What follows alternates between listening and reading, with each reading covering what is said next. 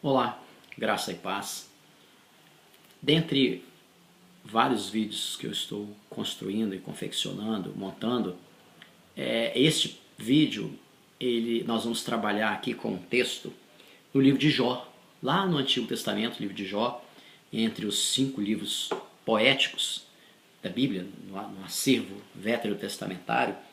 Jó capítulo 33, Jó capítulo 33, eu vou ler apenas 3 versículos e nós vamos trabalhar um pouco, tecer algumas considerações acerca deste versículo. Diz o seguinte, a palavra de Deus. Jó 33, 22. E a sua alma se vai chegando à cova, e a sua vida ao que traz morte. Versículo 23. Se com ele, pois, houver um mensageiro, um intérprete, um entre milhares, para declarar ao homem a sua retidão. Versículo 24. Então terá misericórdia dele e lhe dirá, livra-o, que não desça a cova, já achei resgate. Essa construção fraseológica de Jó é muito interessante porque parece que ela encerra um silogismo. Vamos trabalhar um pouco com filosofia. Aquela ideia lógica de se A, então B. A gente vai ver aqui, nós vamos ver, o versículo 23 começa se, e o versículo 24. Então, se acontecer o que está no versículo 23, então, por um raciocínio lógico, via de consequência, vai acontecer, então, o que está no versículo 24. Então, o versículo 22, que nós lemos, traz a problemática. O versículo 23 traz a intermediação, a instrumentalização da resposta. E o versículo 24 fecha a solução. Isso, vamos dizer assim, na existência humana. O livro de Jó, às vezes, ele se aparece um pouco, dar uma ideia meio filosófica, mas a Bíblia, ela tem um cunho profético, espiritual, embora tenha conteúdo histórico, filosófico e tudo mais. As pessoas têm uma aversão, uma resistência a olhar a Bíblia dessa maneira, mas ela também tem um cunho filosófico, embora não seja uma filosofia no sentido de uma razão cartesiana, mas ela se encerra também algo de amante da sabedoria, porque é uma sabedoria diferente. Então veja só, o versículo 22, ela apresenta o problema do ser humano. A sua alma se vai chegando à cova e a sua vida ao que traz morte. Ela apresenta o drama do ser humano. Qual o maior inimigo do homem? É a morte. Nada há absolutamente certo na vida do homem a não ser a morte. Tudo mais pode ser. É possível ou não. Mas a única circunstância, o único evento exatamente, poderosamente certo na vida do ser humano, o único, é a morte. Não há como alguém dizer que existe outro acontecimento na vida do ser humano tão certo como a morte. É uma questão de tempo. Pode ser com 1 ano de idade, 2 anos, pode ser com 100. Mas o evento morte, para nós cristãos, alguém vai dizer assim, não, a morte não faz parte da vida. Se você tem a vida e a morte, ela está externa à vida. Mas para nós cristãos, a morte faz parte da vida porque ela é uma passagem para uma outra situação, uma outra vida. Para nós cristãos que cremos. Então ele faz o seguinte, a sua alma vai chegando à cova e a sua vida ao que traz morte. Até fala de um dinamismo, de uma aproximação. A morte vai chegar para todos nós. O versículo 23, ele traz uma colocação interessante. Se porém, aí ele cria uma condicional. Se com ele quem? Com esse que está vivendo, com o ser humano. Se com ele houver um mensageiro, um intermediário, um intérprete, um entre milhares, e Cristo é esse único. Se houver um intermediário, o único mediador entre Deus e os homens, a Bíblia fala, é Jesus. Então assim, o texto fala assim, se houver um mensageiro, um intérprete, qual é a ideia do intérprete? Se aparece um intérprete aqui do meu lado, alguém vem conversar em japonês comigo, eu não sei japonês. Alguém vem conversar, esse intérprete, ele tem que conhecer a língua portuguesa, minha, E ele tem que conhecer a língua japonesa do outro.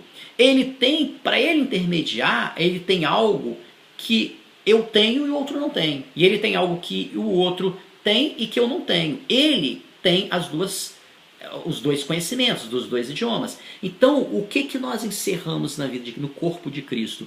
A ideia de criador e criatura. A natureza humana e a divina. Por isso ele é intérprete. Ele traz esse interregno.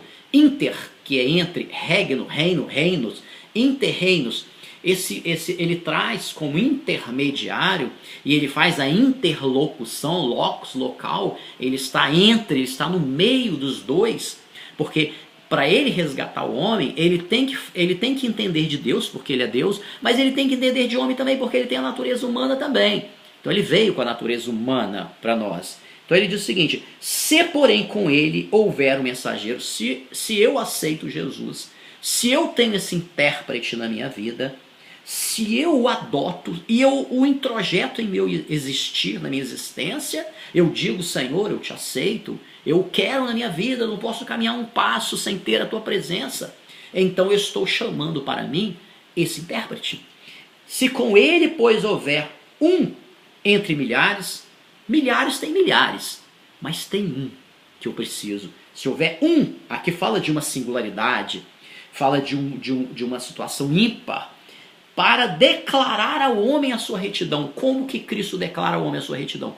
Na morte e na ressurreição no Calvário. Então ele declara para o homem: olha, eu remi os seus pecados. Então quando Deus vai me olhar, não vai olhar o Ézio, que é o meu nome, não vai olhar o Ézio, vai olhar com as lentes da remissão, do sacrifício de Cristo, porque ele vai ver em mim não a minha essência, né, o ontos, aquela figura, o Ézio na essência, mas ele vai ver ali, como ele fez com Adão, vestiu Adão de peles de animais, ele vai olhar Adão e vai ter misericórdia de Adão, não porque Adão estava ali, porque Adão é bonitinho, não, ele viu ali que Adão estava coberto por uma cobertura diferente, peles de animais, que era o sacrifício. Então quando ele fala assim: se com ele houver um mensageiro, um intérprete, um entre milhares, para declarar ao homem a sua retidão. Como que o homem não é reto, o homem ele peca. A Bíblia fala: todos pecaram e estão destituídos da glória de Deus. Ah, mas aquele lá é santo. Não, a Bíblia fala que todos pecaram. Eu posso até imaginar, inventar que alguém seja santo, né? Que não passe por essa vida sem ser pecador, mas eu estou contrário aos ensinamentos bíblicos. Então vamos dizer assim, aí o versículo 24 dá a resposta. Se eu tiver esse intérprete que está dizendo aqui no versículo 23, o que vai acontecer comigo? Então, conclusão, terá misericórdia dele e lhe dirá: livra-o, que não desça a cova, já achei resgate. Então aquilo que Cristo fala: aquele que crê em mim, ainda que esteja morto fisicamente, viverá. Ainda que esteja morto, viverá. É exatamente a ideia desse texto aqui. Se com ele houver esse intermediário, se com ele houver vamos dizer assim, esse remidor, então vai dizer para ele: livre, não desça a cova. Ele vai descer a cova de um ponto de vista físico, mas aí ele no final ele fala assim: que não desça a cova, porque eu já achei resgate. Essa ideia aqui é uma leitura cristológica, cristocêntrica deste texto veterotestamentário, com as lentes do Novo Testamento. Eu estou fazendo uma aglutinação, porque o Novo Testamento ele cumpre aquilo que estava profetizado no Antigo Testamento. E com essas rápidas pinceladas aqui, eu encerro esses breves comentários sobre esses 3 versículos bíblicos de Jó, interessantíssimos e profunda mensagem, né? Então, estejamos assim todos com esse intérprete em nossos corações. Graça e paz a todos os ouvintes e Deus abençoe.